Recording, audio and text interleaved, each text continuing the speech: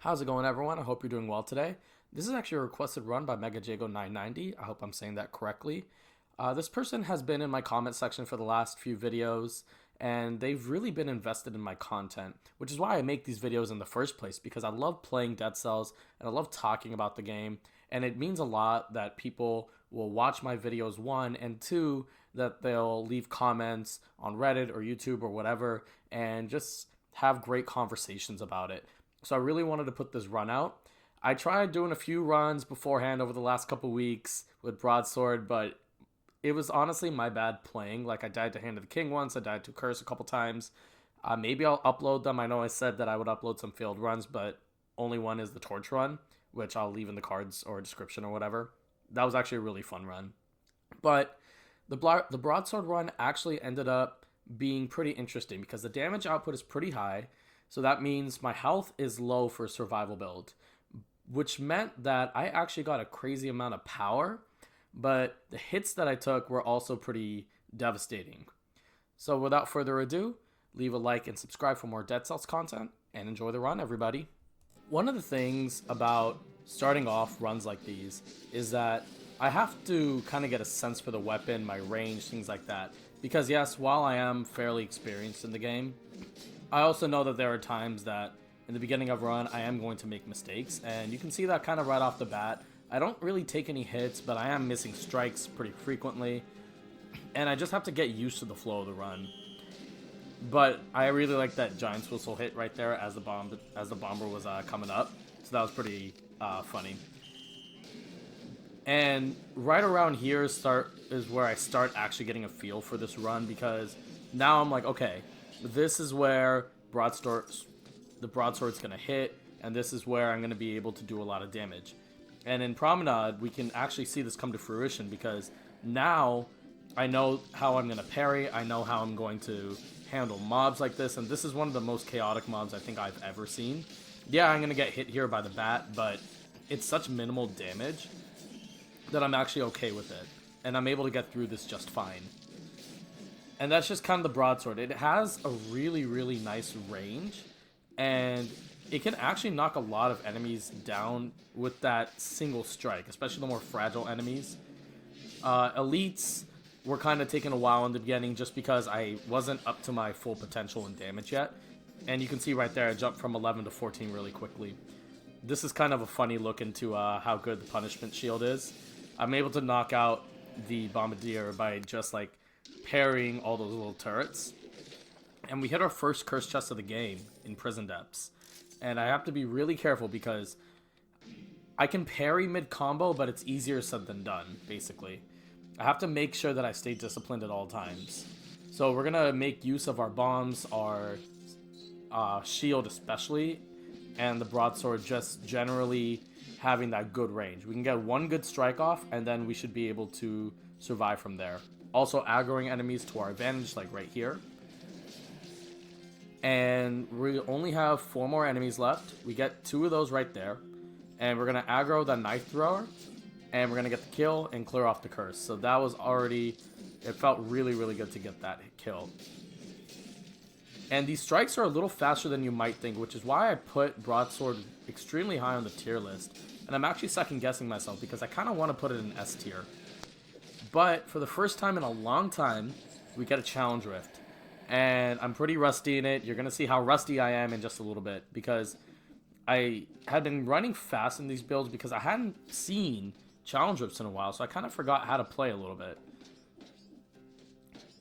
And part of the thing about running these Challenge Rifts is that you have to roll kind of perfectly, and I don't do that right here. But good news, you can actually parry these little shurikens that come at you, and I'm able to do that.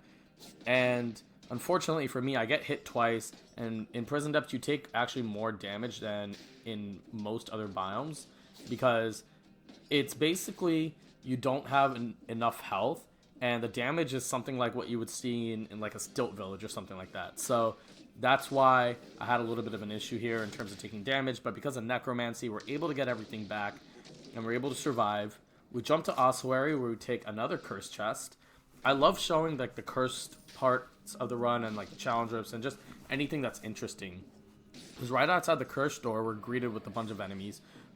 And I'm really scared of these corpse juices because the broadsword has a good range, but it's also kind of scary at the same time. So I'm going to be just taking my time and throwing bombs at them and not go for the kill, because that will be an issue with the run. Down smashing whenever I can. Even Thornies, there's a bit of an issue with like trying to be able to kill them because they turn their backs pretty quickly, and I don't want to deal with them. So I wait a while for these corpse juices to kind of struggle, wait for my bomb to come back, and then just throw it at them. Do not want to die as a result of getting hit by a corpse juice. That would be pretty embarrassing, honestly. And I thought about parrying the Inquisitor, and then I saw the Bombardier, and my grenade was on cooldown, so I figured kill the Inquisitor, kill the Bombardier, I'm set on the Cursed Chest. So overall, pretty happy with that. Get another challenge rift. So I feel like sometimes you have to have a little bit of luck with these challenge rifts, because yeah, they're only like 10 to 15% or something like that per biome. But the other thing is I feel like whenever I get one challenge rift, I'll usually get multiple. I'm not sure if that was intentional or not, but either way, challenge rifts are... I'm pretty rusty, honestly. Like, I definitely make a lot of mistakes. Like, here, I went the wrong way, and I have to actually look at the map to see, oh, where am I going exactly? But we figure it out, and then we can just continue on the trek. Hang out on walls. So, like, the best thing about these challenge rifts is that if you have the Spider Rune, which can be unlocked in the Slumbering Sanctuary when you go there for the first time, you can actually unlock the Spider Rune, which lets you cling onto walls and wall run and things like that, which is what I use the most out of any of these runes that you get throughout the run.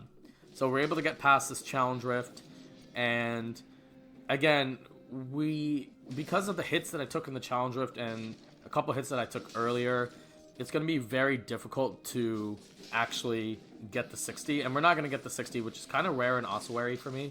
But that's okay, because we're doing good on damage, and that's really what the important thing is.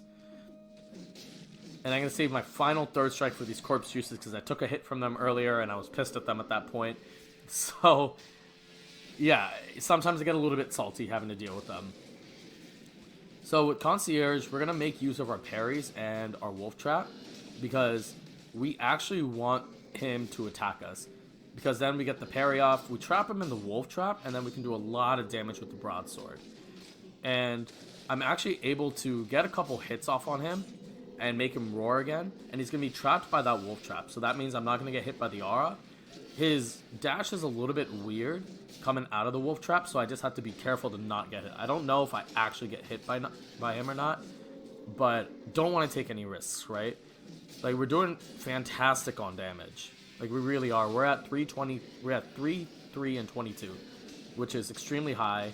And after we pick up the scroll fragments from this boss, we're going to be able to get to 23, which is extremely high. We're on pace for 40. We're probably not going to get there because that involves a lot of luck. Probably another challenge rift, a really good amulet. So we're probably not going to get it, which is okay. As long as we get the damage that we're supposed to. Sometimes I feel like I get hung up on that 40 a little bit. But at the end of the day, there's really not that much of a difference between 39 and 40. So right here, I run into a little bit of trouble in Stilt because I am not... Again, it's just a matter of getting used to the biome. Some of you may have noticed this in my runs, but I tend to start slow. Especially on my full runs. I really tend to start slow on biomes. And which is why I tend to sometimes not no-hit them. And it can actually cost me a 60. But this goes to show how powerful this run is. Because he's poisoned, he's in the Wolf Trap, and I can actually get the kill off from using my powerful grenade. I don't have to attack and worry about getting hit or anything like that. And like I said, you know, the broadsword has really, really good range. And is faster than you might think for a survival weapon. And I know I ripped on survival builds in my melee tier list, but broadsword is the exception to the rule. Flawless is also the exception to the rule because these strikes are extremely powerful, and especially that first strike gets you a key amount of damage. And the second and third strikes, yes, they're slow, but once you hit them with that first strike and you can stun them in any sort of way, then you should be okay to go. I make a mistake right there, get hit by the failed experiment, but we're still early on, so we can still get the 60 if we need to. And I'm able to roll behind because failed experiment's actually trapped, and then we can get the kill easily. And right here, there's a curse chest. There's the additional curse chest. I found that. It's pretty rare in Sepulchre. I have 5 enemies right here, so what I'm going to do, I'm going to roll behind all of them, try to get as much as I can with the powerful grenade, avoid failed experiment, and then just get the kill like that. So just like that, we have our curse. If you have a chance to do that and you're confident in your build, absolutely do it. If not, then get the kills first and then get the curse chest. You're probably going to get the amount of enemies that you need to. So I go and grab this key, and then we're going to have to find where the next set of enemies are. And I actually don't know where they are. So there was a bit of an unexplored area, so I was like, okay, maybe I can go explore that. And then I saw there was a spike pit that I had gone through earlier, so I decided I'm not even going to even try to risk that, right? So let's just go, because I have another curse that I need to do. So we're going to try to find the 5 enemies somewhere else. If we have to deal with the spike pit then, that's fine. But I don't want to take an unnecessary risk. So we have 3 enemies left. We have the shield bearer, and we're going to get the kill on him pretty easily. And we have 2 kamikaze bats that we can get the kills on. One I'm going to throw a powerful grenade, and then 1 strike. And that's the curse chest right there. We have another curse chest coming up. That's the 3-cell door. Sepulchre always has that curse chest in the 3-cell door. That curse that I had just picked up has, I believe, a 10% chance of spawning. And just to show how good this damage is, even with the shield, we get the kill just in 1 combo. And that was pretty amazing to watch. And yeah, I have a really good damage output, but look at how easily I'm able to take care of these mobs. Just on like 1 combo and like 1 strike, I'm able to take care of everything that I need to. And it also helped that the enemy placement was pretty friendly towards me as well. And this is the room for the curse chest. So this was that 3BC door. And there's 4 enemies on the map. There's a Dark Tracker paired with the failed experiment, and there's a Dark Tracker failed with the cleaver. So we're going to use our bomb on the first one. And then we're going to run towards the light and just kind of hang out there for a little bit. And then we're going to down smash on those 2 enemies, and then use 1 broadsword strike to get the kill. So now we've cleared 40% of our curse. Again, if you can leave enemies in cursed rooms, absolutely 100% do it. And we have 2 more enemies left. I'm going to just hang out at the permanent light until my cooldown for the bomb expires, just so I get that easy cursed chest kill, because I don't want to make any stupid risks. No need to do that. Play it safe on curse chests. That is completely okay to do.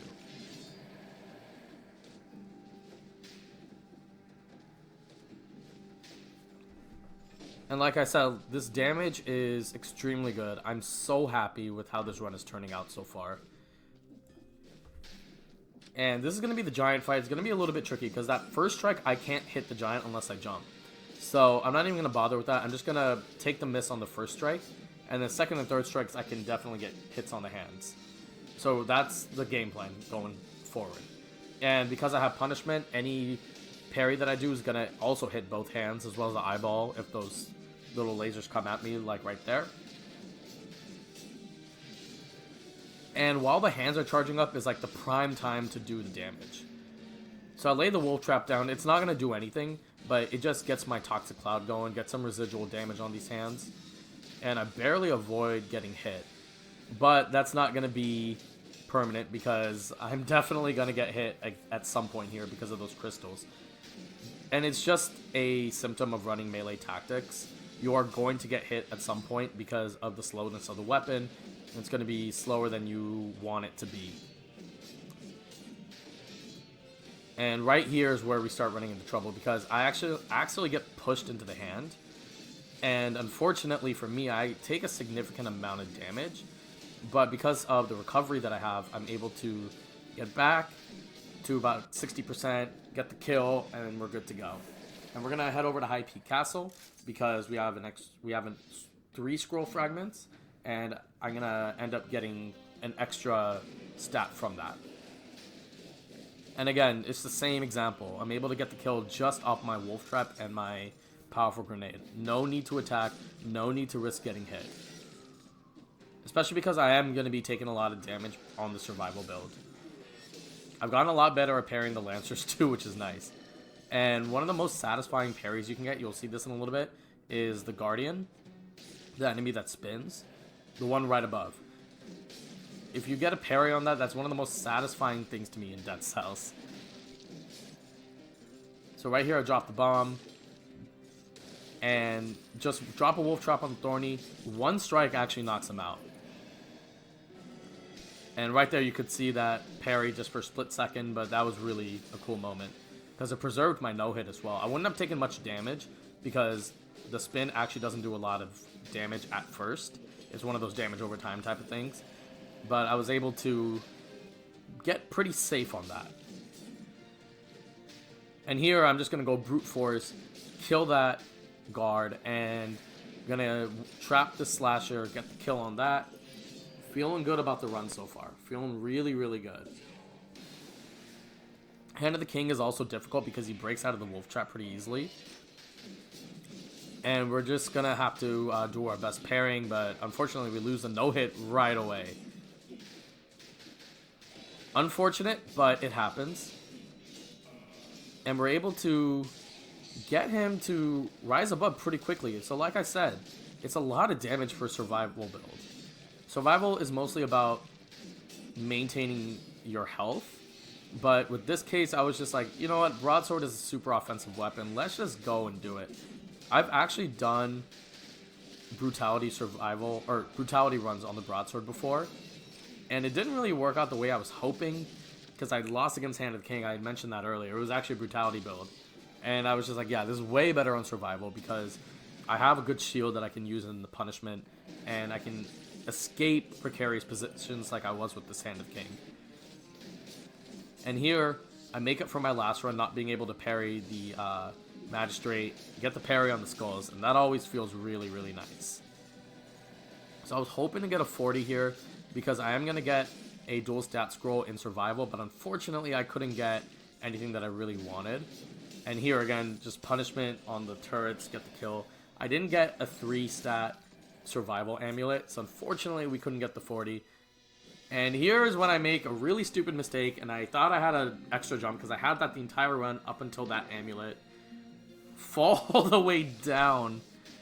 Lose about 90% of my HP. But we get all of it back from using my health potion and necromancy. Didn't want to take a risk. Had all my health potions. And we just take another big hit because we're just being careless right now. And I'm just like scared to attack because broadsword is slow. And that's where the melee survival just kind of hurts me. Wolf Trap also kind of hurt me a little bit because on that multi-strike combo, I have a hard time parrying him. I don't know if it's because I can't or because of whatever reason, but I force myself into another heal and don't get the damage off that I want to on this collector. Unfortunate, but... And I also managed to get myself hit. I had 75% damage reduction, so that also was good. I believe I had 75% damage reduction. I'll have to take a look later. But not my best collector fight so far. So we have to really make sure that we don't take any more hits. We're able to avoid getting hit by the down laser, as opposed to the last time with my biters when I couldn't. We're taking a lot of hits. And, you know, I've no-hit this boss, but it just goes to show, no matter how many times you play this game, you're always going to make mistakes. I've gotten comments saying, you know, I'll never get this good and things like that, but I make mistakes all the time. You can clearly see them in this run. I do a lot of things that may infuriate some viewers because of my reckless playing. But that just happens in the flow of the run sometimes, and you have to be willing to work with that. There's no such thing as a perfect Dead Cells player. There's no such thing as a perfect person. So you're going to make mistakes.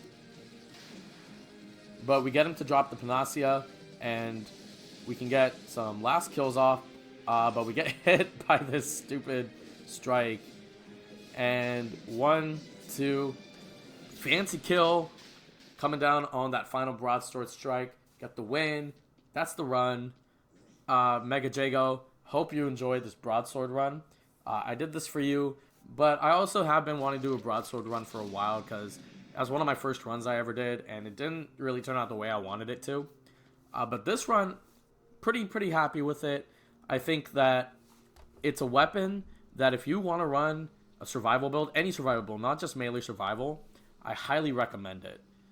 And it gives a lot of power, but that combo also gives you some wiggle room, so you can kind of maneuver around a little bit, get some parries, get the kills off, and you can kind of be fancy with it a little bit. Definitely recommend running this with the shield, but you can always run it with a ranged weapon such as like Hemorrhage or something like that. But with that, I thank you guys for joining me. And if you want to follow in Mega Jago's footsteps, you can always leave a comment or on Reddit or on YouTube. Basically just saying, what kind of runs that you want, what you want to see in future content, suggestions for my channel. Like, I'm always open to feedback. There was someone that actually left some pretty good feedback for editing software, and I always appreciate stuff like that. So with that, leave a like, subscribe. Thank you all for joining me, and have a great night, everybody.